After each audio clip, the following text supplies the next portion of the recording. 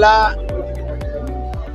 কিছু মন্দিরে, যেখানে আমার খুব আস্থা আছে, সেই মন্দিরে পুজো করার পর আমার যে দেবী দেবতা, আমার জনগণ, আমার এলাকায় ভোটার, সবার কাছে তার এলাকায় গিয়ে হাত জোড় করে সবার আশীর্বাদ নিয়ে আমি আজকে এসে এখানে নমিনেশন দিলাম। আমি আশা করছি আমার এলাকায় মানুষ যারা ভোটার তারা আমাকে খুব ভালোবাসে। আমাকে 30 বছর ধরে রাজনীতিক ক্ষেত্রে দেখছে।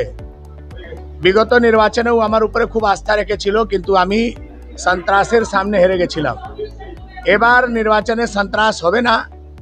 উত্তর হাওড়ার মানুষের যা পাওনা, 70 বছর যে সুবিধা পাইনি, সেই সুবিধার জন্য আমার কাছে আশা করেছে।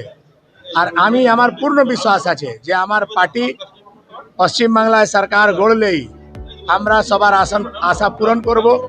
উত্তর হাওড়া মানুষের যা চাহিদা, সে চাহিদা পূরণ করতে পারবো। বিগত 15-20 দিন ধরে আমি লাগাতার মানুষের কাছে যাচ্ছি। উত্তর হাওড়া মানুষ যে দুর্ভোগের জীবন ভুগছে, তার থেকে বাইরে বের করার, মানুষকে তার পরিষেবা দেওয়ার আমি চেষ্টা করব। আমার সরকার হলেই নিশ্চিতভাবে আমি তাদের আশা পূরণ করব। আজকে আমি নমিনেশন দিয়েছি, খুব ভালো করে যত ডকুমেন্টেশন সব আমরা আজকে জমা করে ইলেকশন কমিশনের কাছে দিয়েছি। এবার আবার আমি আমার জনগণের কাছে, দেবী দেবতা যারা ভাগ্য নির্ধারণ করবে তাদের কাছে এখন থেকে নিয়ে 27 তারিখ পর্যন্ত তাদের বাড়ি বাড়ি যাব, তাদের আশীর্বাদ প্রার্থনা করব। আর আমার আশা আছে যে তারা আমাকে আশীর্বাদ দিয়ে জয়যুক্ত করবে। না, উনি তো মানুষকে ভোট দিতে দেবেন না। এখন থেকে বাড়ি বাড়িতে গিয়ে লোক থ্রেট করছে, ভোটারদের হেড অফ দি ফ্যামিলির ছবি তুলে নিয়ে আসছে। উনি যদি মানুষের ভোটে জিততেন তাহলে ওনাকে বিল্ডিং এ তালা মারা, বম মারার দরকার কি ছিল? উনি 50,000-এও জিততে পারেন। যদি কাউকে ভোটই না দিতে দেবেন তাহলে উনি জিতবেন আর হারবেন কোথায় থেকে? উনি তো একটা ঘোষণাপত্রে দেখিয়েছেন যে উনি নাকি পুরো উত্তর হাওড়ায় পরিষ্কার পরিচ্ছন্ন করেছেন, ড্রেন পরিষ্কার সবকিছু করে ফেলেছেন।